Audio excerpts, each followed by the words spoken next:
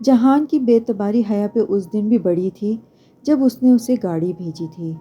گاڑی بھیجتے ہوئے ہاشم کو تاکید کی تھی کہ وہ عبد الرحمن کا نام صرف اس کے پوچھنے پہ لے گا، ورنہ وہ جہان، سکندر اور ٹاکسم کہے گا، اور کوئی بھی عقل مند لڑکی اس طرح کنفرم کیے بغیر نہیں بیٹھے گی کسی کے ڈرائیور کے ساتھ۔ مگر جب وہ اسی گاڑی میں آئی تو اسے بے اختیار دھچکا سا لگا تھا۔ کیا وہ واقعی ہر کسی کی گاڑی میں بیٹھنے والی لڑکی تھی؟ بے اختیار اسے وہ رات یاد آئی جب اس نے حیا کو اس لڑکے کی گاڑی میں بیٹھتے دیکھا تھا۔ جو نرم گوشہ پھر سے اس کے دل میں بننے لگا تھا وہ پل بھر کو پھر دب گیا۔ گو کہ وہ کہہ رہی تھی کہ وہ اسے جہان کی گاڑی ہی سمجھی تھی، مگر اتنی بھی کیا لاپرواہی کہ آپ یوں ہی ڈرائیور کے ساتھ بیٹھ جاؤ۔ اسے سخت غصہ چڑھا تھا، مگر پھر وہی حیا کی عادت، وہ غصے میں ہاتھ مار کر گلدان توڑ کر چلی گئی۔ اسے ذرا سا افسوس ہوا، لیکن یہ کوئی چھوٹی غلطی تو نہ تھی۔ اگر اس کی جگہ وہ گاڑی کسی اور نے بھیجی ہوتی تو؟ اس نے گلدان کے پیسے ادا کیے اور تب دیکھا کہ وہ اپنا موبائل بھی ادھر ہی بھول گئی تھی۔ اس نے موبائل اٹھایا اور برگر کنگ آ گیا۔ یہ حیا کا ترک سم والا موبائل تھا جس کو وہ عموماً اپنے ساتھ رکھتی تھی۔ اب وہ کل ادلار جائے گی تو وہاں رکھے سرویلنس آلات میں سے ایک اچھا سا ٹریسر اس میں لگا دے گا۔ یہی سوچ کر وہ اس کا موبائل لیے بیوقتا آ گیا۔ ہوٹل میں کچھ مسئلے بڑھ گئے تھے۔ اس طرح کا موقع 6-7 ماہ قبل آیا تھا، اور ایسے وقت میں پیچھے سے آپ کا باس آپ کو ڈی ایکٹیویٹ ہو جانے کی ہدایت کر دیا کرتا تھا۔ اسے بھی اب یہی ہدایت مل گئی تھی، یعنی اب وہ کچھ دن کے لیے منظر سے غائب ہو جائے۔ یوں وہ آفیشیلی کچھ ہفتے کے لیے انڈیا جانے کا کہہ کر ادلار سے پیک اپ کرنے لگا۔ در حقیقت جانا اس نے بس استقلال اسٹریٹ تک ہی تھا، مگر آنے کو بس یہی بتایا کہ وہ انڈیا جا رہا ہے اور شاید اس دفعہ واپس نہ آ سکے۔ وہ ہر دفعہ جانے سے پہلے یہی کہا کرتا تھا۔ وہ نہیں چاہتا تھا کہ اگر اسے کچھ ہو جائے یا واپسی کا حکم نہ ملے تو کوئی ایک اس کی راہ دیکھتا رہے، اور پھر دنیا میں تو سب کچھ ممکن تھا نا۔ پھر کچھ سوچ کر جہان نے حیا کو فون کیا، عبد الرحمن پاشا کے نمبر سے۔ اس سے ملنا چاہتا ہے۔ یہ بات سن کر وہ کیا کہے گی؟ اب بالآخر اس ناٹک کو ختم ہونا چاہیے۔ میجر احمد کو جب اس نے انکار کیا تھا تب وہ جہان جیسے بے مروت اور اکھڑ آدمی کو نہیں جانتی تھی، مگر اب وہ جانتی تھی تو کیا اب وہ کسی امیر آدمی کی ساری جاہ و حشمت دیکھ کر بھی اسی معمولی سے ریسٹورنٹ آنر کی وجہ سے انکار کر دے گی؟ اور ہر دفعہ یہ وجہ جہان کو ہی کیوں بناتی ہے؟ وہ لڑکا جس کے ساتھ وہ گاڑی میں بیٹھی تھی، اس کا ذکر کیوں نہیں کرتی وہ انسانوں سے اتنا بے اعتبار اور مشکوک ہو چکا تھا کہ اتنا سب کچھ دیکھنے کے باوجود اس کا دماغ یہ بات ماننے کو تیار ہی نہیں تھا کہ وہ لڑکی اس جیسے آدمی کے ساتھ رشتہ رکھنا چاہتی ہوگی۔ مگر حیا نے اس دفعہ بھی رکھائی سے بات کر کے فون بند کر دیا۔ چلو ایک آخری کوشش، اور پھر عبد الرحمن اس کا پیچھا ہمیشہ ہمیشہ کے لیے چھوڑ دے گا۔ آنے جہان کے لیے ان لوگوں میں سے تھیں جو اس کی مٹھی میں تھے۔ اس نے آنے کی مدد چاہی، ان کو ایک اسکرپٹ یاد کروایا کہ اس لڑکی کو آپ نے یہ اور یہ کہنا ہے، اگر وہ ہاں کہے تب یہ کہنا ہے، اگر نہ کہے تب یہ۔ آنے کو اس نے یہ بتایا کہ وہ اس لڑکی کو پسند کرتا ہے، مگر وہ کسی اور کو پسند کرتی ہے۔ آنے مان گئیں۔ ویسے بھی جو باتیں انہوں نے اسے کہنی تھیں ان میں سے کچھ بھی جھوٹ نہیں تھا۔ عبد الرحمن نے واقعی اسے اس چیریٹی والے دن دیکھا تھا۔ ڈالی اس کے آبائی گھر کا پرانا خادم تھا۔ خادم یعنی servant, civil servant, government servant. وہ بیچارہ میجر جسے اس نے بے عزت کیا تھا وہ کرنل گیلانی کا بیٹا تھا، اور حیا کی ویڈیو ہٹوانے کے لیے اس نے جہان کی مدد کی تھی۔ بہرحال اہم بات یہ تھی کہ وہ انکار کرتی ہے یا سوچنے کے لیے وقت مانگتی ہے۔ جہان نے عادت کے مطابق سب کچھ پلان کیا تھا۔ بندرگاہ پر جس بچے کو حیا کا پرس چھیننے آنا تھا وہ اس کی ہدایت کے مطابق بالوں میں لگانے والی موتیے کی مالائیں لے کر ہی آیا تھا۔ جس واحد چیز کے لیے وہ رکے گی وہ اس کے بالوں کے خوبصورتی میں اضافہ کرنے والی کوئی چیز ہی ہونی چاہیے تھی، اور جتنی جلدی رد عمل ظاہر کرنے والی وہ لڑکی تھی، وہ جانتا تھا کہ وہ اپنے پاسپورٹ اور آئی ڈی کارڈ کے لیے ضرور بھاگے گی۔ ہاں، اسے اچھی طرح پتہ تھا کہ حیا اس گولڈن کلچ میں اس کے کون کون سے کاغذ رکھتی ہے۔ حسب توقع وہ اس بچے کے پیچھے بھاگ پڑی، کبھی جو یہ لڑکی رد عمل ظاہر کرنے سے پہلے 2 منٹ سوچے۔ مگر پتہ نہیں کیوں اسے اس کی یہی باتیں اچھی لگنے لگی تھیں۔ کم از کم وہ باہر سے بھی وہی تھی جو اندر سے تھی۔ ہاں، وہ اس پر یقین کرنے لگا تھا۔ جب وہ دونوں دوبارہ تھانے میں ملے تو وہ رو رہی تھی۔ پتہ نہیں وہ کس بات پہ رو رہی تھی۔ آنے سے ابھی جہان کی بات نہیں ہوئی تھی۔ وہ نہیں جانتا تھا کہ اس نے آنے کو کیا کہا ہوگا، مگر اس روز پہلی دفعہ اس نے پورے استحقاق سے اپنی بیوی کو جھڑکا تھا۔ اسے لگا تھا حیا نے اپنے غریب شوہر کو نہیں چھوڑا۔ اس کار والے لڑکے سے کوئی تعلق نہیں ہے اس کا۔ اس کو عبد الرحمن یا اس کی جاہ و حشمت سے بھی کوئی سروکار نہیں ہے۔ وہ واقعی جہان کے ساتھ رہنا چاہتی ہے۔ سو بس یہ ڈرامہ یہیں ختم۔ رات آنے سے بات کرنے پہ اسی شے کی تصدیق کرنے کے بعد اس نے ہاشم کو کہا تھا کہ وہ مزید اس لڑکی کا پیچھا نہیں کرے گا۔ معاملہ ختم ہو چکا ہے۔ بہت آزما لیا اس نے اسے۔ اس سے زیادہ آزمائے گا تو اس کا گناہ گار ہو جائے گا۔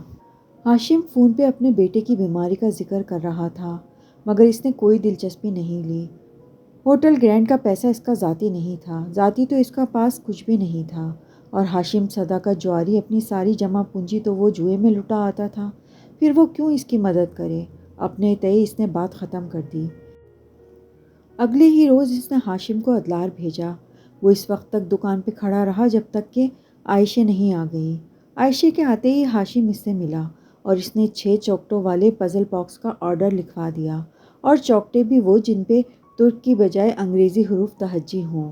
ساتھ ہی اس نے عبد الرحمن کو بتانے سے سختی سے منع بھی کیا۔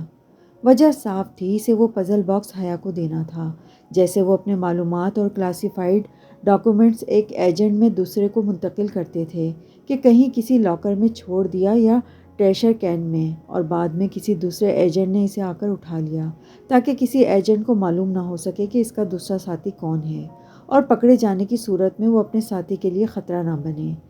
جہان نے بھی اپنی اصلیت بتانے کے لیے کسی ایسے ہی ٹریزر ہینڈ کا سوچا تھا۔ خود آمنے سامنے وہ کبھی نہیں بتائے گا۔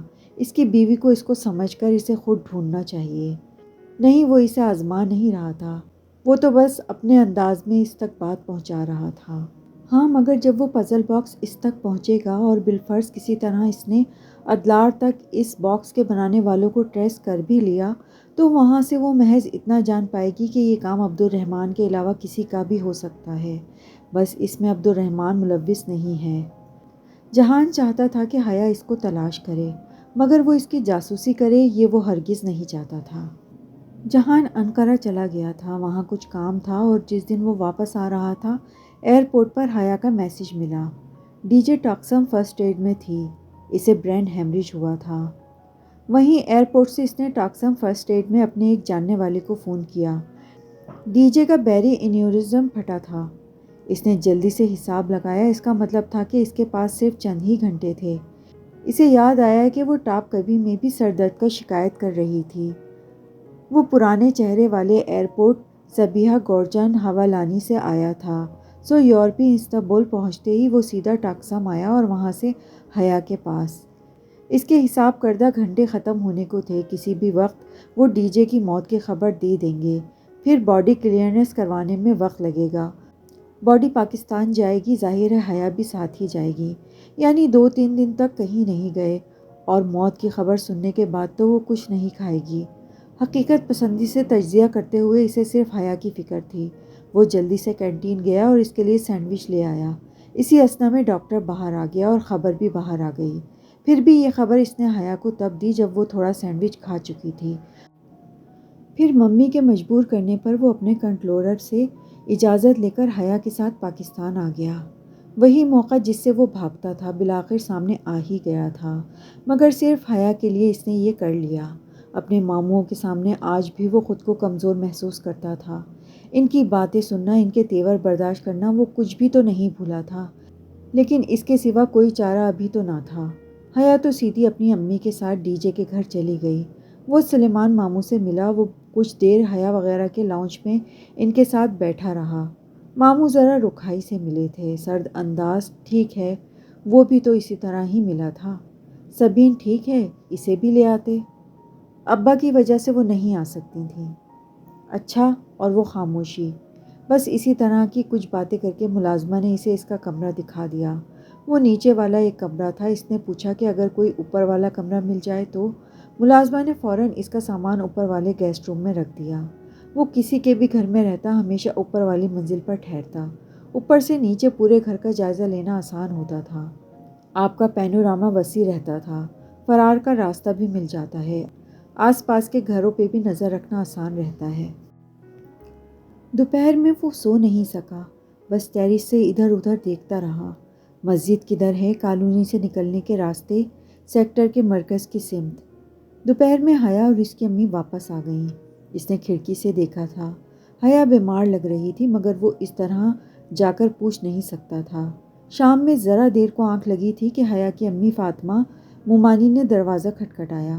فرقان ماموں وغیرہ آئے تھے۔ میں آ رہا ہوں، بس فریش ہو کر۔ اوکے، اچھا۔ وہ رکی۔ نور بانو بتا رہی تھی کہ آپ کو نیچے والا کمرہ پسند نہیں آیا، یہ ٹھیک ہے؟ جی، جہان نے تردید کیے بغیر بس اثبات میں سر ہلایا۔ وہ تو ایسا ہی تھا، مگر فاطمہ مومانی کو شاید کچھ اچنبھا سا ہوا تھا، مگر بولی کچھ نہیں۔ کچھ دیر بعد وہ کمرے سے بنا آواز کیے نکلا تو ابھی سیڑھیوں کے گول چکر کے اوپر ہی تھا، جب لاؤنج سے ملاحقہ کچن کی آدھی کھلی دیوار کے پاس فاطمہ مومانی حیا سے بات کر رہی تھیں۔ اس نے رک کر سننے کی کوشش کی۔ یہ سبین کا بیٹا ذرا مغرور نہیں ہے؟ چلو جی، پہلے میرا باپ مغرور تھا، میں مغرور ہو گیا۔ جو اپنی مرضی سے رہنا چاہے وہ مغرور ہو گیا۔ وہ تو مغرور نہیں ہے، اسے تو کسی چیز کا غرور نہیں تھا۔ پتہ نہیں کیوں وہ اس کے بارے میں ایسے اندازے قائم کر رہے تھے۔ نہیں ممی، وہ شروع میں ایسا ہی رہتا ہے، حیا کہہ رہی تھی۔ اور بعد میں بھی ایسا ہی رہتا ہے۔ اس شروع اور بعد کے درمیان کبھی کبھی نارمل ہو جاتا ہے۔ سیڑھیوں کے وسط میں دیوار پہ لمبا سا آئینہ آویزہ تھا، جس میں وہ دونوں نظر آ رہی تھیں، اور وہ الفاظ کہتے ہوئے حیا کا چہرہ سپاٹ تھا۔ اسے برا لگا، مگر پتہ نہیں کیوں اب وہ اسے مارجن دینے لگ جاتا تھا۔ ایسا ہے تو ایسا ہی صحیح۔ لان میں فرقان ماموں اور سائمہ مومانی آئی ہوئی تھیں۔ جب وہ چلتا ہوا لان کے دہانے تک آیا تو وہ لوگ اٹھ کھڑے ہوئے تھے۔ تمہیں کیا لگتا ہے تم یہاں عزت سے جی سکو گے؟ کبھی نہیں، تم ذلیل ہوگے، تم خوار ہوگے۔ وہ آوازیں آج بھی جہان کے ساتھ تھیں۔ وہ لوگ بہت عزت سے اب اس سے مل رہے تھے، سلام دعا، ممی کا حال احوال، گلے شکوے کر رہے تھے۔ تمہارا باپ تمہارے نام پر ایک شرمناک دھبا ہے، تم کبھی سر اٹھا کر نہیں جی سکو گے۔ تمہارے باپ کا نام تمہارے سر ہمیشہ شرم سے جھکاتا رہے گا۔ وہ ان کے سامنے کرسی پر بیٹھا ہوا تھا، مگر اس کے دماغ میں ان کی وہی باتیں چل رہی تھیں۔ فاطمہ مومانی اس سے چائے کا پوچھ رہی تھیں۔ اس نے وہی کہا جو ایک ترک لڑکے کو کہنا چاہیے تھا، ایپل ٹی۔ تم کتوں کی طرح زندگی گزارو گے، کبھی عزت اور وقار سے اپنے ملک کا رخ نہیں کر سکو گے۔ پھر فرقان ماموں کی کوئی بات اسے یاد آئی۔ وہ اب اس سے اس کی جاب اور دوسری مصروفیات کا پوچھ رہے تھے۔ وہ چھوٹے چھوٹے سے جواب دیتا رہا۔ حیا اس سارے وقت میں لا تعلق سی بیٹھی رہی، بس ایک دو دفعہ بولی، مگر وہ اسے نظر انداز کر رہی تھی۔ یہ الگ بات تھی کہ اپنے تئیں جہان اسے نظر انداز نہیں کر رہا تھا۔ وہ تو ہمیشہ سے ہی خاموش اور ریزرو تھا، البتہ اپنے ماموں کے لیے اس کا دل میں نرم گوشہ نہیں تھا۔ ہاں نہیں تھا، وہ اعلیٰ ظرف۔ جن باتوں نے اسے اور اس کی ممی کو ایک عرصہ ڈسٹرب رکھا تھا، ان کے کہنے والے تو بڑے مزے سے اپنی زندگی میں مگن تھے۔ کسی کو کوئی غرض نہیں تھی کہ سبین سکندر اور جہان سکندر کا کیا بنا ہے۔ وہ پہلی ملاقات میں ان سے کوئی بات نہ کر سکا، اس سے ہوئی ہی نہیں۔ کچھ زخم بھرنے میں بہت وقت لگتا ہے، اور اس کا وقت ابھی پورا نہیں ہوا تھا۔ اٹھ کے جانے سے قبل فرقان ماموں اپنے گھر آنے کی دعوت دے گئے تھے۔ تم نے میری بات نہیں مانی، اب جب مدد چاہیے ہو تو میری طرف مت آنا۔ ان کی آوازیں پیچھا نہیں چھوڑ رہی تھیں جہان کا۔ سلمان ماموں نے ان کے جاتے ہی کہہ دیا تھا کہ اب حیا واپس نہیں جائے گی۔ اس نے کوئی رد عمل ظاہر نہیں کیا، البتہ وہ جان گیا تھا کہ وہ واپس جانا چاہتی ہے۔ ہاں، واپس تو اسے جانا ہی تھا، وہ کرے گا اس بارے میں بھی بات۔ اس پہلی ملاقات سے جہان سمجھ گیا تھا کہ فرقان ماموں کی باتیں اور طنزیہ انداز اس کی توقع کے عین مطابق ہی تھا۔ البتہ سلمان ماموں یوں طنز نہیں کرتے تھے، بس اکھڑے اکھڑے سے رہتے تھے۔ وجہ شاید ان کا گزشتہ دفعہ استنبول کا دورہ تھا، جب وہ ادلار میں ہونے کے باعث ان کے لیے جہانگیر نہیں آ سکا تھا، اور جب آیا تو تھوڑی دیر ہی بیٹھ سکا۔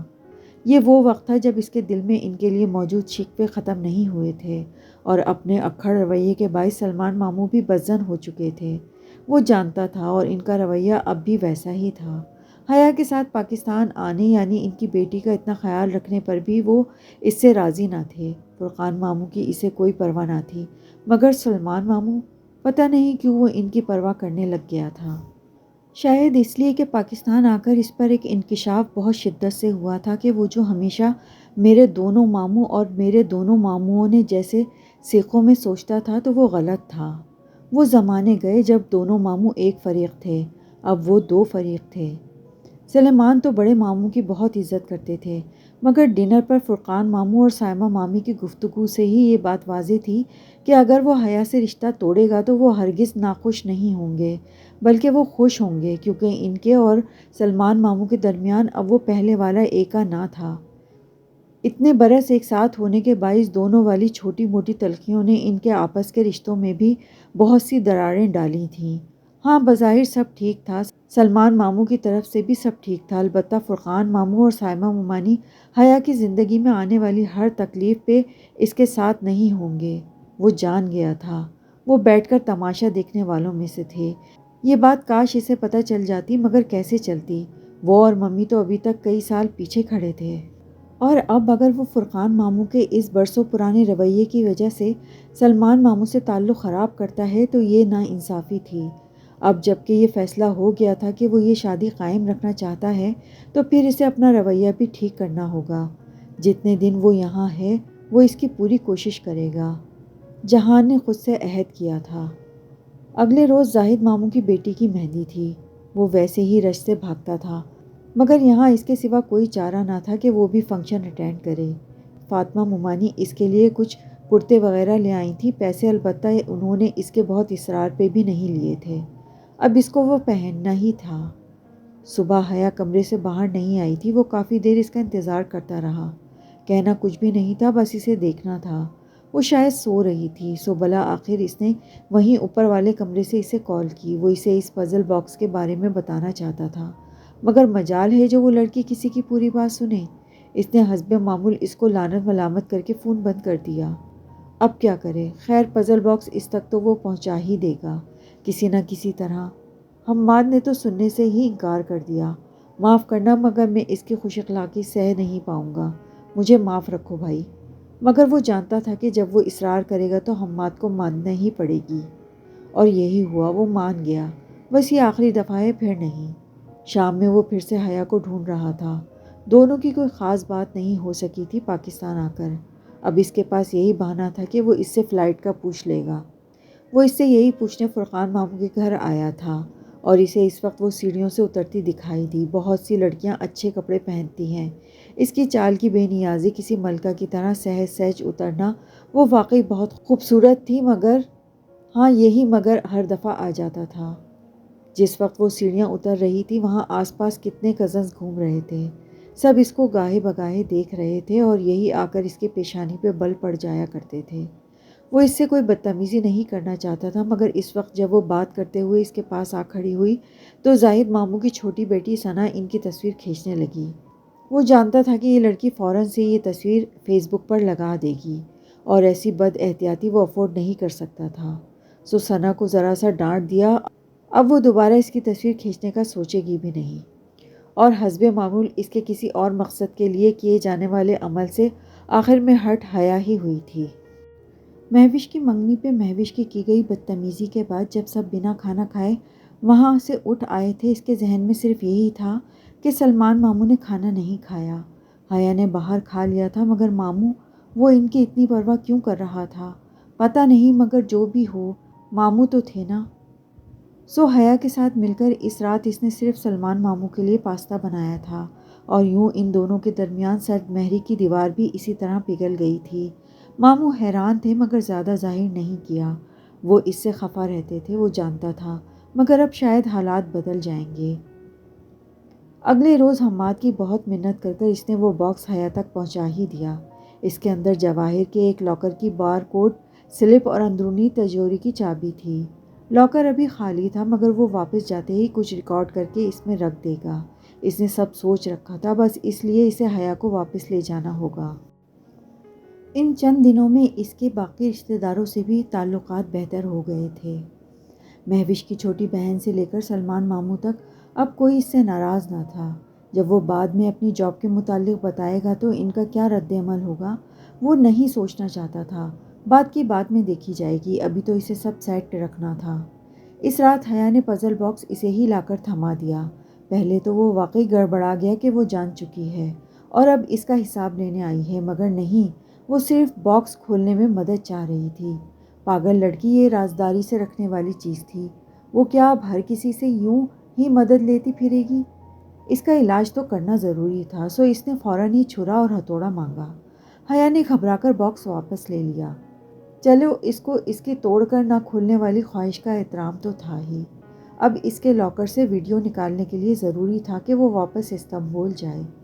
ایک وقت تھا جب وہ اسے روکنا چاہتا تھا، مگر آج وہ خود سلمان ماموں کے پاس گیا کہ وہ انہیں سمجھا سکے۔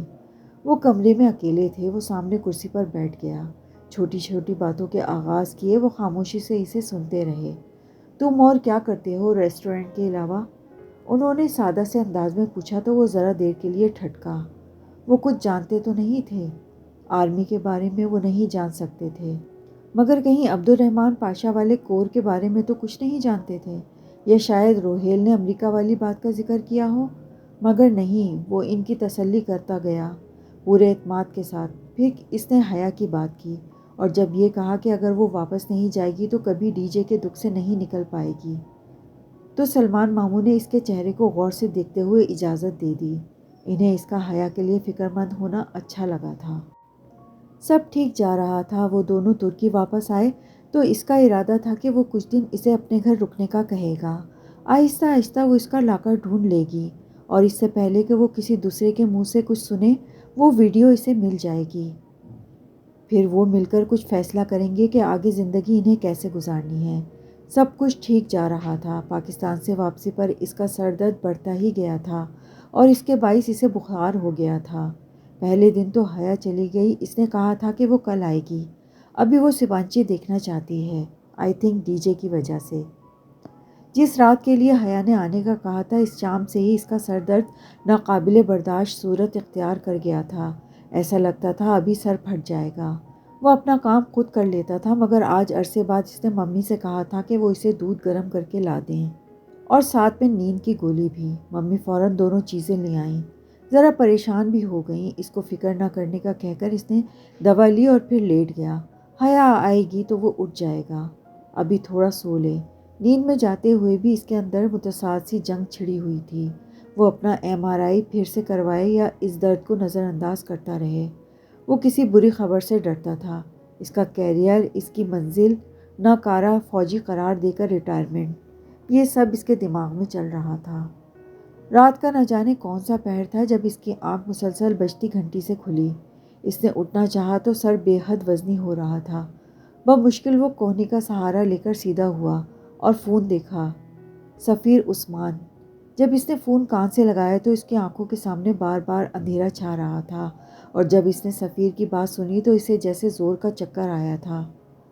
بھائی، ایک لڑکی کا فون آیا ہے، وہ اپنا نام حیا بتا رہی ہے، اور وہ کہہ رہی ہے کہ اسے اغوا کر لیا گیا ہے۔ وہ رات شاید اس کی زندگی کی طویل ترین رات تھی۔ انڈیا میں را کی تحویل میں گزری راتوں سے بھی زیادہ تلخ، زیادہ تکلیف دہ اور زیادہ بھیانک۔ اسے لگا تھا وہ حیا کو کھو چکا ہے، صرف اس لیے کہ وہ اس کی نگرانی نہیں کر سکا، وہ اس کی حفاظت نہیں کر سکا۔ وہ لوگ اسے اغوا کر چکے تھے، صرف اس لیے کہ اس رات عبد الرحمن پاشا سو گیا تھا۔ وہ اس کو لے گئے تھے۔ وہ کیا کرے؟ وہ کدھر جائے؟ وہ کیا کرے گا اب؟ جہان بمشکل بستر سے اٹھا، چہرے پر پانی بھی نہیں ڈالا، بس جیکٹ اٹھائی، پستول جیب میں رکھا، اپنا خاص چاقو جراب کے ساتھ باندھا اور فون ہاتھ میں لیے باہر بھاگا۔ گاڑی تک آتے آتے اس کو چکر آ رہے تھے۔ باہر سردی تھی، ہڈیوں کو جما دینے والی سردی۔ دنیا جیسے ختم ہو کر برف کا ڈھیر بن گئی تھی۔ وہ رات برف جیسی رات تھی، سرد اور قہر آلود، سفید اور ٹھنڈی۔ کار اسٹارٹ کرتے ہوئے اس نے سفیر کو کال بیک کیا۔ کچھ بتایا اس نے؟ وہ کدھر ہے؟ بوسفورس برج کہا تھا۔ میں کال بیک کر رہا ہوں، مگر کال نہیں جا رہی۔ اس کا نمبر رومنگ پہ ہے اور بیلنس ختم ہو گیا ہوگا۔ مگر مسئلہ یہ تھا کہ بوسفورس برج تو 2 تھے۔ چونکہ حیا نے سفیر کو پاکستانی موبائل سے کال کی تھی، اس لیے اس نے سب سے پہلے اپنے ٹریسر کا اسٹیٹس چیک کیا۔ وہ واقعی سلطان احمد برج کے قریب ہی تھی۔ دوسرا ٹریسر جواب نہیں دے رہا تھا۔ وہ سمجھ نہیں سکا کہ حیا نے اسے کال کیوں نہیں کی۔ اس نے عثمان شبیر سے مدد مانگی، مگر اس سے کیوں نہیں؟ نہ جہان سے، نہ عبد الرحمن سے، کیوں ان سے کیوں نہیں؟ لیکن ابھی یہ ثانوی باتیں تھیں۔ اسے جلد از جلد حیا کو ان لوگوں کے شکنجے سے نکالنا تھا۔ وہ جانتا تھا کہ وہ کون لوگ تھے۔ وہ کرمنل تھے جو لڑکیوں کو اغوا کرتے تھے، اور استنبول میں ان کے بہت سے گروہ کام کر رہے تھے۔ ترکی اس شے کے لیے خاصا بدنام تھا۔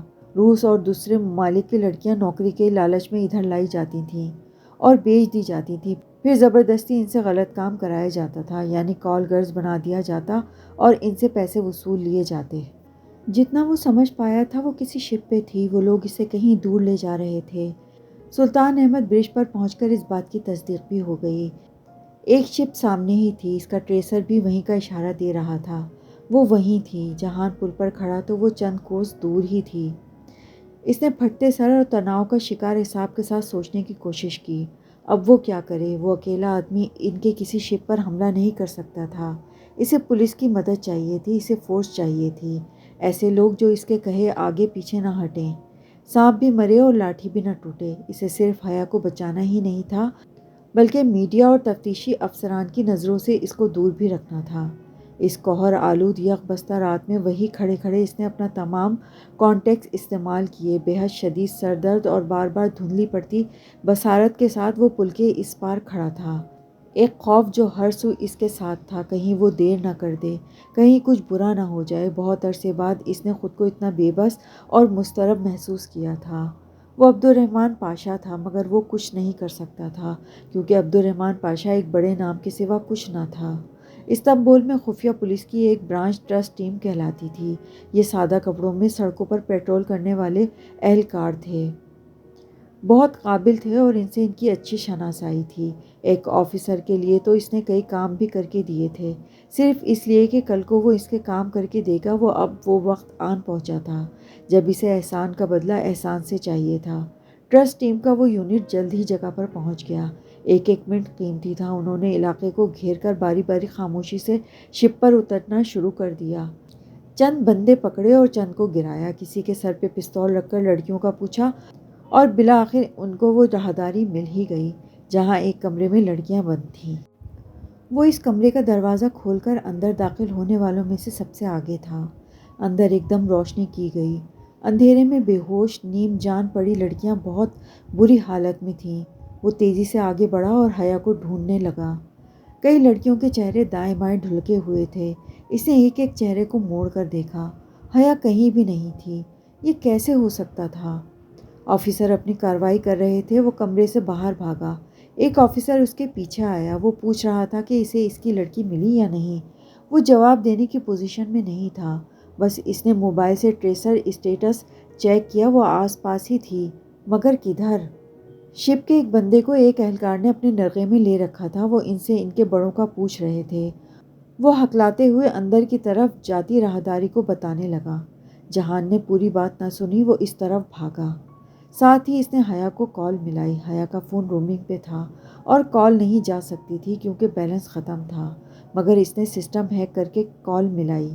اور یہ سب تب ہوا جب وہ اور ساتھی آفیسر دوڑتے قدموں سے راہداری میں بھاگتے جا رہے تھے، اور تبھی اس نے ایک کمرے کے پیچھے سے اس نے حیا کی چیخیں سنی۔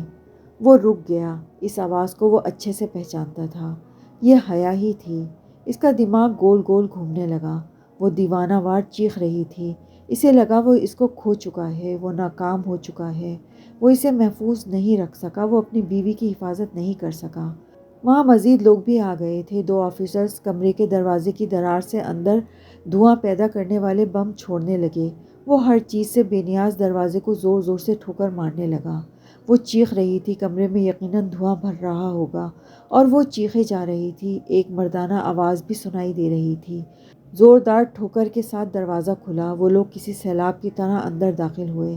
عین اسی وقت اس آدمی نے اس کی بیوی کو آتش دان پہ پھینکا تھا۔ وہ اس کی زندگی کا سب سے تکلیف دہ منظر تھا۔ کمرے میں بہت سا دھواں پھیلا تھا۔ وہ برف کی رات نہیں تھی، وہ آگ کی رات تھی، اور وہ کرسی پر بندھی زخمی دہکائے گئے بازو کے ساتھ آگ کے قریب اوندھے منہ گری ہوئی تھی۔ اس کے لباس کا دامن جل رہا تھا، مگر باقی اس کا لباس ٹھیک تھا۔ ایک آفیسر تیزی سے اس کے لباس کو بجھانے لگا۔ جہان حیا کی طرف نہیں گیا۔ وہ تیزی سے اس پستہ قد روسی کی جانب بڑھا تھا جس نے اس کی بیوی کو تشدد کا نشانہ بنایا تھا۔ اس کی ہمت بھی کیسے ہوئی کہ وہ اس کی بیوی کو ہاتھ بھی لگائے؟ سر درد، بخار، فرسٹریشن اور غصہ، ایک جنون تھا جو اس پر سوار ہو گیا تھا۔ اس نے اس روسی کو گردن سے پکڑ کر پھر سے اسے دھکیلتے ہوئے اس کا سر دیوار سے دے مارا۔ روسی نے جواب میں اس کے سینے پہ زور سے لات ماری۔ وہ لمحے بھر کو سنبھل نہ سکا اور پیچھے جا کر لگا۔ سر پر چوٹ لگی، پہلے سے موجودہ درد جیسے پھٹنے کے قریب آ گیا، مگر اگلے ہی پل وہ دیوانہ وار آگے بڑھا اور روسی کو پھر سے گردن سے دبوچا۔ اسی جنون آمیز انداز میں اب وہ اس کا سر بار بار دیوار سے مار رہا تھا۔ لہو لہان ہوئے روسی نے جوابی حملہ کرنے کی کوشش کی، مگر وہ نہیں رکا۔ اگر اس کا دوست آفیسر اس کو نہ پکڑتا تو شاید وہ اسے جان سے مار چکا ہوتا۔ بمشکل ان لوگوں نے ان دونوں کو چھڑایا۔ اپنے ہونٹوں سے رستا خون جیکٹ کی آستین سے صاف کرتے ہوئے وہ خود کو آفیسر کی گرفت سے چھڑاتا ہوا تیزی سے حیا کی جانب بڑھا۔ تب تک وہ بے ہوش ہو چکی تھی۔ شاید اس نے دھوئیں سے بھرے کمرے میں بھی اسے پہچان لیا ہو، گو کہ یہ مشکل تھا، مگر یہ وقت یہ باتیں سوچنے کا نہیں تھا۔ وہ ابھی صرف اور صرف اس کی خیریت چاہتا تھا۔ وہ زخمی تھی، اس کا خون نہیں نکل رہا تھا، مگر اس کو جلایا گیا تھا، داغا گیا تھا، اس کے سر پہ گرم مایع گرایا گیا تھا۔ اسے جلد از جلد طبی امداد چاہیے تھی۔ اگر وہ عبد الرحمن پاشا نہ ہوتا تو وہ سیکیورٹی آفیسر کبھی بھی بازیاب ہونے والی لڑکیوں کی تعداد 34 سے 35 لکھنے پہ اور اسے خاموشی سے اپنی دوست کو اپنے ساتھ لے جانے کی اجازت نہ دیتا۔ ٹرسٹ ٹیم نے اس کے ساتھ تعاون کیا تھا، البتہ اسے پتہ تھا کہ اس کیس کی مزید تفتیش کے لیے اسے بار بار بلایا جائے گا۔ وہ بھلا اسے سینکڑوں دفعہ بلا لیں، مگر حیا کو نہیں۔ وہ اسے ان سب سے دور کرنا چاہتا تھا، وہ اس کے لیے یہی کر سکتا تھا۔ اس سب کے باوجود وہ جانتا تھا کہ وہ اس پہ کوئی احسان نہیں کر رہا، یہ سب اسی کی وجہ سے ہوا تھا۔ اس نے ہاشم کو گرفتار شدگان میں دیکھا اور جیسے کسی نے اس کے اوپر دہکتے کوئلے ڈال دیے تھے۔ ہاشم، جس کو اس نے حیا کا تعاقب کرنے کا کہا تھا، وہ ہاشم اس کی بیوی کو بیچ آیا تھا۔ یہ سب اس کا اپنا قصور تھا۔ اس نے غلط آدمی پہ بھروسہ کیا، اس نے اپنی وجہ سے حیا کو اتنا نقصان اٹھانے پہ مجبور کر دیا۔ وہی ذمہ دار تھا اس سب کا۔ اپنے آپ کو ملامت کرتا وہ حیا کو وہاں سے لے آیا تھا۔ ایک ہی جگہ تھی جہاں وہ اس کو لے جا سکتا تھا۔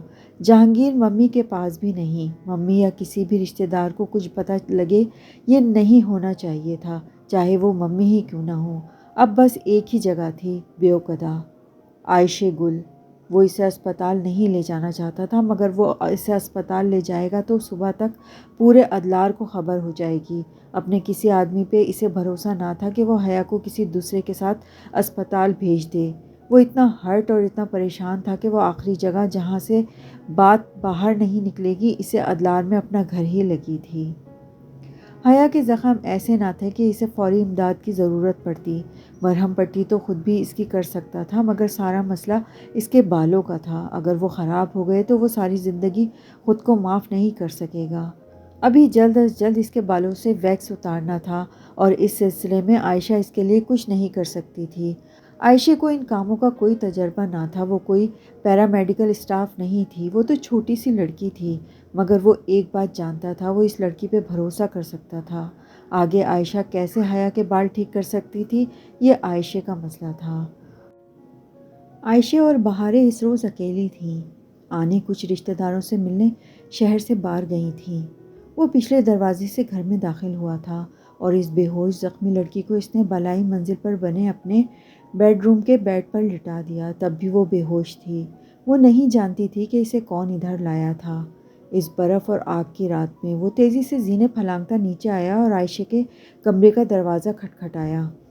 عائشہ سر پہ اسکارف لپیٹتی نیند سے گھبرا کر اٹھیں اور باہر نکلیں تو اسے سامنے دیکھ کر حیرت سے آنکھیں پھیل گئیں۔ تم تو انڈیا گئے ہوئے تھے؟ اور اسے تب یاد آیا کہ ادلار والوں کے لیے وہ انڈیا ہی میں تھا۔ آج ہی آیا ہوں، مجھے تمہاری مدد چاہیے، اوپر آؤ۔ جینس اور سویٹر رف، حلیہ، بکھرے بال، اینا غائب، یہ وہ عبد الرحمن تو نہیں تھا جسے وہ جانتی تھی۔ مگر جیسے کہ اس نے کہا، وہ دونوں بہنیں اٹھ کر اس کے ساتھ اوپر آئیں۔ سارا معاملہ ان کو سمجھا کر جہان نے جب مدد کے لیے کہا تو عائشہ تذبذب سے بیڈ پہ پڑی حیا کو دیکھنے لگی۔ تم اسے اسپتال لے جاؤ، یہی ٹھیک رہے گا۔ مجھے تو کچھ نہیں سمجھ آ رہا۔ نہیں، کل صبح ہم ڈاکٹر گھر پر بلا لیں گے، ابھی مجھے صرف اس کے بال بچانے ہیں، تم کسی طرح یہ ویکس اتار دو۔ اوکے، ہم کوشش کرتے ہیں۔ اس کے انداز میں کچھ تھا کہ عائشہ سویٹر کی آستین پیچھے چڑھاتی اور غنودہ لڑکی کے سرہانے آ بیٹھی۔ بہاریں البتہ صوفے پر بیٹھی ہتھیلیوں پر چہرہ گرائے گہری سوچ میں گم تھی۔ کچھ بھی کرو مگر مجھے اس کے بال واپس چاہیے۔ وہ صوفے پر بیٹھتے ہوئے پھر سے جیسے منت کر رہا تھا۔ اس کے چہرے پہ زمانے بھر کا کرب تھا۔ ویکس کھینچ کر اتاری جائے تو بالوں کو نقصان دے گی، لیکن اگر ہم اسے پگھلا کر اتاریں تو یہ اتر جائے گی۔ مگر اس کو کیسے پگھلائیں؟ آخر کون سی چیز ہے جو ویکس کھول سکتی ہے؟ عائشہ جمے ہوئے ویکس کو ہاتھ سے چھو کر دیکھتی سوچ میں پڑ گئیں۔ گرم پانی۔ مگر عائشہ نے نفی میں سر ہلایا۔ ہم اس کا چہرہ بچائے بغیر گرم پانی میں نہیں ڈال سکتے۔ ویکس اس کی مانگ پہ گری ہے، ہمیں بہت ابلتا ہوا گرم پانی چاہیے ہوگا، مگر اس کے چہرے کو وہ جلا دے گا۔ صرف بالوں پر کچھ لگانا ہوگا۔ پھر وہ ایک دم چونکی۔ شیمپو، ہاں شیمپو ہے جو ویکس کو گھول سکتا ہے۔ شیمپو بالوں پر لگی چیزوں کو گھول سکتا ہے۔ مگر وہ جوش سے کہتی کہتی رکی۔ جہان اور بہاریں منتظر اسے دیکھ رہے تھے۔ مگر مسئلہ یہ ہے کہ عموماً تمام شیمپوز میں ویکس پہلے سے موجود ہوتی ہے۔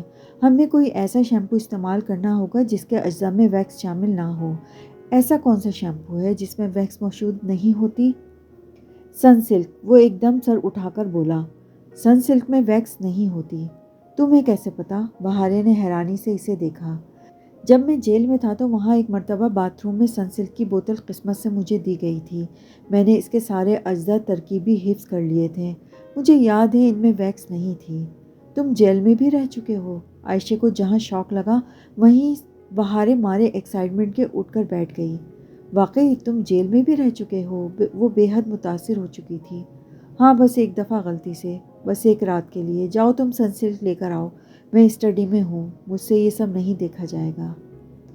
دکھتے سر کے ساتھ وہ ٹھیک سے بات بھی نہیں کر پا رہا تھا، سو اٹھ کر اسٹڈی میں جا بیٹھا اور سگریٹ جلا لی۔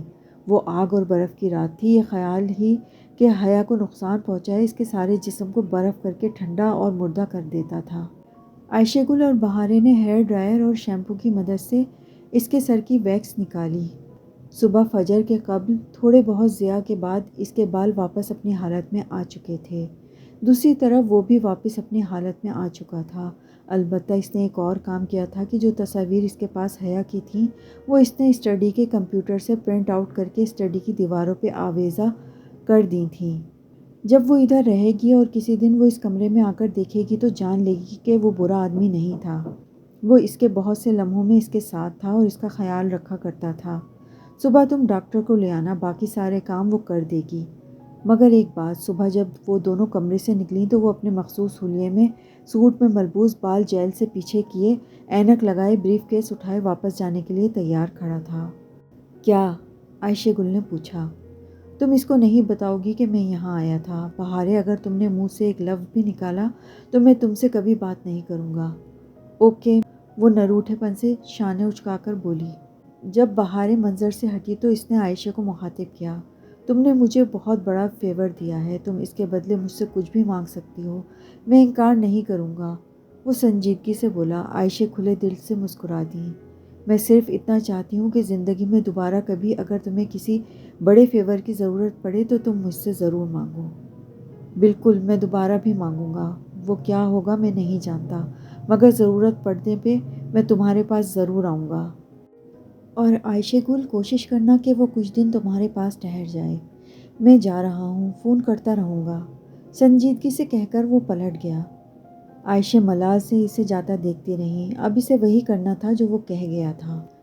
ان دنوں بار بار اس رات کے مناظر جہان کی آنکھوں کے سامنے آتے اور اسے تکلیف دیتے تھے۔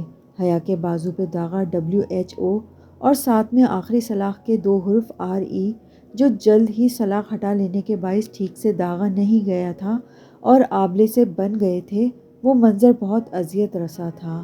اگر وہ 2 حروف ٹھیک سے داغ دیے جاتے تو وہ کتنا عرصہ اسے اذیت دیتے، کوئی اندازہ نہیں کر سکتا تھا۔ ہاں ٹھیک ہے، سرجری سے وہ مٹ جاتے، مگر جب تک نہ مٹتے تب تک تو وہ اسے اذیت دیتے رہتے۔ کاش وہ ذرا پہلے پہنچ گیا ہوتا، کاش وہ اسے جلنے کی تکلیف سے بچا پاتا۔ جہان نے کافی دن سے حیا کی آواز نہیں سنی تھی تو اس نے میجر احمد بن کر اسے کال کی۔ اور یہ کوشش کامیاب رہی۔ کتنے دنوں بعد اس نے حیا کی آواز سنی تھی۔ وہ حسب معمول میجر احمد سے بیزار تھی، مگر یہ طے تھا کہ وہ اس پر اعتبار کرتی تھی۔ تبھی وہ اس سے پوچھ رہی تھی کہ بلیک میلرز کو کیسے قابو کیا جاتا ہے۔ اسے کون بلیک میل کر رہا تھا؟ اس کا دھیان ہاشم کی طرف گیا۔ خیر، اگر وہ عبد الرحمن پاشا تھا تو وہ ہاشم کو کئی سال تک جیل سے باہر آنے نہیں دے گا۔ پھر اس نے اندھیرے میں تیر چلا کر اسے بتایا کہ وہ پزل باکس کھول چکی ہے۔ تب وہ ہنس دیا۔ اس کا لاکر ابھی تک خالی تھا۔ جب اس نے ویڈیو رکھی ہی نہیں تو کیسا انکشاف۔ وہ تل ملا کر فون رکھنا چاہتی تھی، مگر وہ اس کو مزید سننا چاہتا تھا، یہاں تک کہ وہ سو گئی، مگر وہ اس کی خاموشی سنتا رہا۔ اس وقت وہ اپنے ریسٹورنٹ کے کاؤنٹر پر بیٹھا ریسیپشن کے فرائض سر انجام دے رہا تھا۔ وہ اپنے کام نپٹا رہا تھا اور دوسری جانب اسے حیا کے سانس لینے کی ہلکی ہلکی آواز سنائی دیتی رہی تھی۔ ابھی آدھا گھنٹہ گزرا تھا کہ اسے لگا کہ اس کے نتنے گیلے ہو رہے ہیں۔ تکلیف کی ہلکی سی لہر اٹھی۔ سر کا وہی درد ہر چیز پر چھانے لگا۔ اس نے ہاتھ سے ناک کو چھو کر دیکھا تو خون تھا۔ پہلی دفعہ سر درد سے اس کی نکسیر پھوٹی تھی۔ باتھ روم میں جا کر بیسن کے سامنے ناک اور سر کو دھوتے ہوئے بھی اس نے فون اسپیکر پر آن رکھا۔ وہ سو رہی تھی اور وہ بیسن پہ نڈھال سا جھکا گہرے گہرے سانس لے رہا تھا۔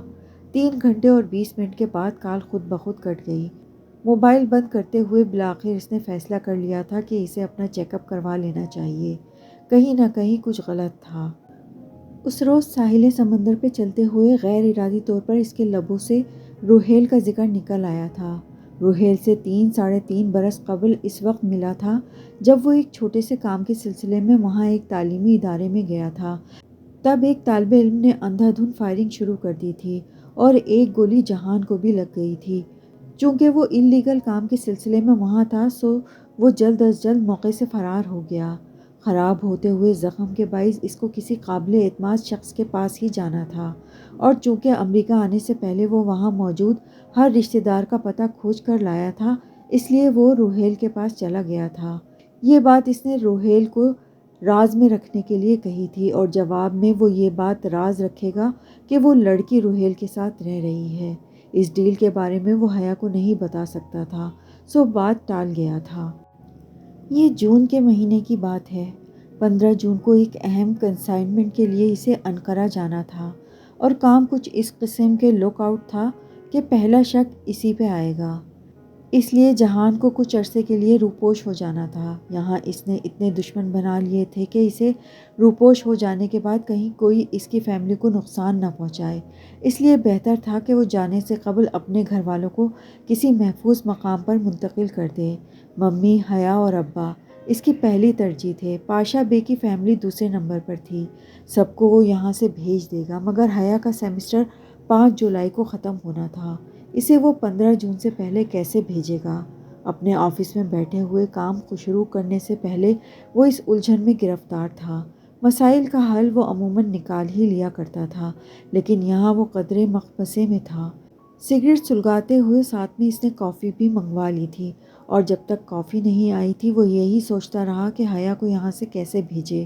ایک حل تھا بالواسطہ، یعنی جہان اسے کہے کہ وہ واپس چلی جائے، اور دوسرا تھا بالواسطہ، یعنی عبد الرحمن پاشا یا میجر احمد میں سے کوئی کہے، مگر وہ کیوں کسی کی مانے گی؟ جب اس کی سیکرٹری دیمس فردوس کافی لے کر آئی تو کچھ سوچ کر اس نے یہ بات دیمس سے پوچھ لی۔ کسی غیر ملکی کو ترکی سے واپس بھیجنا ہو تو کیا کیا جائے؟ دیمس فردوس ایک ایماندار ورکرز تھیں۔ وہ اس کو اپنے باس کی حیثیت سے پسند کرتی تھیں، مگر کبھی کبھی وہ باتوں کے دوران پاشا بے کا ذکر کر دیا کرتیں۔ آپ کے چھوٹے بھائی بھی بہت اچھے ہیں، یہ فقرہ وہ اکثر فردوس سے سنا کرتا تھا۔ فردوس کو پاشا بے کی طبیعت کی بے تکلفی پسند تھی، کیونکہ نہ وہ خود چاہے عبد الرحمن ہو یا جہان ہو، اس کی طبیعت اور مزاج ایک جیسے ہی رہتے تھے۔ وہ عبد الرحمن پاشا کے روپ میں بھی اتنا ہی سنجیدہ مزاج اور خاموش طبع تھا، اور قدرے تلخ تھا جتنا وہ فطری طور پر تھا۔ فردوس اس کو پسند کرتی تھی، مگر چونکہ پاشا بے کے برعکس جہان نے ہوٹل گرینڈ کو غیر قانونی سرگرمیوں کے لیے استعمال کرنا شروع کر دیا تھا، اس لیے فردوس اس قسم کے لوگوں کی ہوٹل آمد سے ذرا الجھی رہتی تھی۔ خیر، اس کی ساری دکھتی رگیں وہ جانتا تھا، اس کو پتہ تھا کہ کب کس کو کہاں سے دبانا ہے۔ دیمت فردوس کے پاس اس مسئلے کا سادہ سا حل تھا، جو نہ جانے اس کے ذہن میں کیوں نہیں آیا۔ وہ کہہ رہی تھی کہ اس لڑکی جسے ترکی سے بھیجنا ہے کہ واحد کشش اگر اس کا شوہر ہے تو اسے شوہر سے بدگمان کر دیا جائے۔ اس کا شوہر کسی سے بھی اپنے کسی مشتبہ عمل کا ذکر کر سکتا تھا اور اس لڑکی کو سیٹ اپ کر کے وہ گفتگو بظاہر اتفاقیہ طور پر یہ سنوائی جائے اور وہ فوراً اپنے شوہر سے دور جانے کی کوشش کرے گی۔ دیم فردوس کے جانے کے بعد وہ کچھ دیر سوچتا رہا کہ سیٹ اپ کس کے ساتھ ترتیب دینا چاہیے۔ وہ کون ہوگا جس کو اس کے ساتھ دیکھ کر وہ اس سے دور جانے کا سوچے گی؟ طیب حبیب پاشا۔ اسے بہت تجسس تھا نا کہ عبد الرحمن پاشا کے گمشدہ بھائی کے بارے میں، تو چلو اس طرح وہ اس کا تجسس دور کر دے گا۔ پاشا بے سے اسے ملنا ہی تھا، باقیوں کی طرح وہ اس کے لیے بھی انڈیا میں تھا، اور چونکہ پاشا بے اس سے ناراض بھی بہت تھا، اس لیے پہلے جہان کو اپنے اور اس کے تعلقات درست کرنے تھے۔ وہ اس سے بہت خفا ہی سہی، مگر وہ اس کو نہ نہیں کر سکتا تھا۔ لالچی انسان کبھی اپنے عبد الرحمن جیسے بھائی کو نہ نہیں کیا کرتے۔ طیب حبیب پاشا کے لیے استنبول میں دو ہی جگہ محفوظ تھی جہاں وہ عبد الرحمن سے مل سکتا تھا، ایک برگر کنگ اور دوسرا ہوٹل گرینڈ۔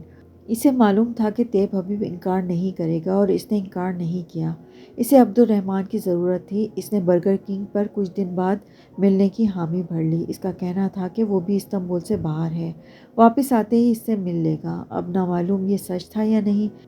یہ منگنی والی رات کی بات تھی۔ شام کو جب ماموں اور ممی لاؤنج میں تھے، وہ کچن میں حیا کی مدد کروا رہا تھا، تب اس نے حیا کا پلان جاننے کی کوشش کی تھی۔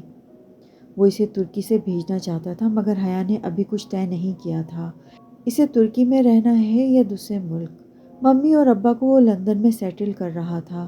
اگر حیا لندن جانے پر راضی ہو گئی تو وہ اسے ان کے ساتھ لندن بھیج دے گا، لیکن اگر وہ نہیں راضی ہوئی تو وہ دوسرا طریقہ استعمال کرے گا۔ شام میں ان کی منگنی ہوئی۔ ممی کو جیسے پتہ چلا اس نے سب کے سامنے یہ اعتراف کیا ہے، وہ بہت خوشی سے دو انگوٹھیاں نکال لائیں جو انہوں نے اس موقع کے لیے بہت عرصے سے سنبھال رکھی تھیں۔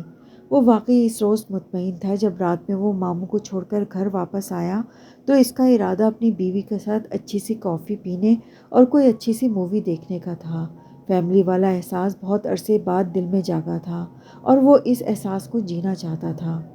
مگر اس سے قبل حیا نے اسے بری خبر سنا دی۔ تمہارے لیے فون آیا تھا، کوئی لڑکی تھی، نام تو نہیں بتایا، مگر کہہ رہی تھی کہ تمہارا پارسل اسے نہیں ملا، کسی غلط ایڈریس پہ چلا گیا ہے اور کسی نے واقعتاً اس کا سانس روک دیا۔ اس کا گھر ایک سیف ہاؤس کے طور پر استعمال ہوتا تھا۔ وہ جانتا تھا وہاں شام سے ایک کانٹیکٹ کی کال ہی آ سکتی تھی اور اس کو پارسل نہ ملنے کا مطلب بہت واضح تھا۔ جو کچھ اس نے یہاں سے بھیجا تھا واپس نہیں پہنچا تھا، بلکہ کسی غلط ایڈریس پر چلا گیا تھا۔ اس نے ایک سیکنڈ کے 1000ویں حصے میں پیغام کو ڈی کوڈ کیا۔ اس کا بھیجا ہوا لڑکا عمر واپس نہیں پہنچا تھا، بلکہ گرفتار ہو گیا تھا، تو یقیناً بہت ایمرجنسی سچویشن تھی، اس لیے پیغام اس کے گھر چھوڑ دیا گیا تھا۔ عین ممکن تھا کہ پیغام جس نے بھیجا ہو وہ بھی جلدی جلدی اپنی جگہ سے پیک اپ کر کے نکل رہی ہو۔ خدایا یہ کیا ہو گیا تھا؟ اس کا لڑکا پکڑا گیا تھا۔ جیل، تشدد، اذیت، اس کی ہر طرف وہی تنگ و تاریک سیل چھانے لگا۔ ایسے میں کافی، مووی سب فضول تھا۔ پوری رات وہ اسی صوفے پہ بیٹھا کال کا انتظار کرتا رہا، مگر کال نہیں آئی۔ 2 راتوں کی بے خوابی کے باعث صبح تک اس کی آنکھیں سرخ پڑنے لگی تھیں، مگر وہ وہیں بیٹھا رہا۔ ہر کوئی جیل سے فرار نہیں ہو پاتا۔ لوگ برسوں جیل میں سزا اور تشدد کاٹ کر وہیں خاموشی سے جان دے دیتے ہیں۔ ایک اور اسپائی ضائع ہو گیا، ایک اثاثہ ضائع ہو گیا۔ جہان کی اذیت کی کوئی حد نہیں تھی۔ اس سارے میں حیا کا خیال اس کے ذہن سے بالکل نکل گیا۔ صبح ہوتے ہی وہ واپس چلی گئی۔ جہان نے روکا بھی نہیں۔ اگلے روز وہ بیوقدہ چلا گیا۔ حیا، پزل باکس، جواہر کا لاکر، اس نے سب کچھ ذہن سے جھٹک کر خود کو ہوٹل گرینڈ میں مصروف کر لیا۔ ریسٹورنٹ میں اس نے بتا دیا تھا کہ اگر اس کی دوست حیا شام میں آئے تو کہنا جہان جلدی اٹھ کر چلا گیا ہے، اگر صبح آئے تو کہنا وہ آج آیا ہی نہیں۔ چند روز وہ واقعی نہیں آئی۔ عمر کی گرفتاری کی تصدیق ہو گئی۔ پھر انہی دنوں وہ بالآخر خود کو راضی کر کے انقرہ لے آیا۔ یہاں اسے اپنا چیک اپ کرانا تھا۔ سر کا بدترین درد جو سر سے ہوتا ہوا گردن تک جاتا، اسے اب اس کا علاج چاہیے تھا۔ جیل سے رہا ہونے کے بعد اس نے گردن کی ایک طرف کا MRI کروایا تھا، مگر برین MRI اس نے نہیں کروایا تھا۔ اپنا درد اس نے ہر جگہ چھپایا تھا، تب اتنی تکلیف ہوتی بھی نہیں تھی۔ یہ وقت کے ساتھ ساتھ بڑی تھی۔ 5 سال جہان نے اس اذیت کے ساتھ گزارے تھے، اب بالآخر وہ اس کا سامنا کرنا چاہتا تھا۔ MRI سے قبل سادہ ایکس رے سے ہی سارا معاملہ صاف ہو گیا۔ اس کو ایکس رے دکھانے سے قبل ڈاکٹر نے پوچھا تھا، کیا کبھی تمہیں سر پہ کوئی چوٹ آئی تھی؟ کوئی ایکسیڈنٹ جس سے سر کسی چیز سے ٹکرایا ہو؟ ہاں، میری لڑائی ہو گئی تھی کچھ لوگوں سے۔ انہوں نے میرے سر پر کوئی تلے کی طرح کی چیز سے مارا تھا، جس سے سر سے خون بھی نکلا تھا، مگر خون اتنا زیادہ نہیں تھا۔ آنکھ کے قریب زخم سا ہوا تھا جس سے تھوڑا سا خون نکل کر کنپٹی تک گر گیا تھا۔ مجھے افسوس ہے، لیکن ساتھ ہی ڈاکٹر نے اس کا ایکس رے اس کے سامنے رکھا۔ شاید جس چیز سے ان لوگوں نے تمہیں مارا تھا اس پہ چھوٹی سی کیل لگی ہوئی تھی، 1.1 انچ کی کیل جو تمہاری آنکھ کے قریب گھس گئی تھی۔ اس نے بے اختیار آنکھ کے قریب چہرے پہ ہاتھ رکھا۔ وہ ایک آبجیکٹ فورگن کے ساتھ پچھلے 5 برس سے رہ رہا تھا اور اسے کبھی پتہ ہی نہیں چل سکا۔ اب کیا ہوگا؟ اسے سمجھ نہیں آیا کہ وہ ماضی کا افسوس کرے یا مستقبل کے لیے فکر مند ہو۔ اسے واقعی کچھ سمجھ نہیں آ رہا تھا۔ ہمیں سرجری کے ذریعے یہ فارن آبجیکٹ ریموو کرنا پڑے گا، مگر ڈاکٹر متذبذب سا رک گیا۔ آپ بتا دیں، جو بھی بتانا چاہتے ہیں، میں تیار ہوں۔ بمشکل جہان نے خود کو کمپوز کر لیا تھا۔ دیکھو، میڈیکل ہسٹری میں بہت سے ایسے کیسز آئے ہیں جن میں لوگ برسوں فارن آبجیکٹ کے ساتھ رہتے ہیں اور انہیں علم بھی نہیں ہوتا۔ وہ آدمی جس کے گلے کے قریب چاقو کا پھل، اور میرا مطلب ہے واقعی چاقو کا پھل، گھس گیا تھا، 4 برس تک اس کا علم ہی نہ ہو سکا کہ اس کے گلے میں کچھ ہے۔ اور جرمنی کی ایک عورت 30-32 برس تک اپنے برین میں 8 سینٹی میٹر لمبی پینسل لیے رہی۔ سرجری سے ایسی بہت سی چیزیں نکال لی جاتی ہیں، مگر وہ پھر رکا۔ یہ ننھی سی کیل تمہارے آپٹک نرو کے بالکل ساتھ پھنسی ہے۔ چند ملی لیٹر بھی آگے پیچھے ہوتی تو تم اندھے ہو جاتے۔ اب اس سرجری کا کم از کم میں رسک نہیں لوں گا۔ اس کی کامیابی کا چانس کم اور تمہارے اندھے ہونے کا چانس زیادہ ہے۔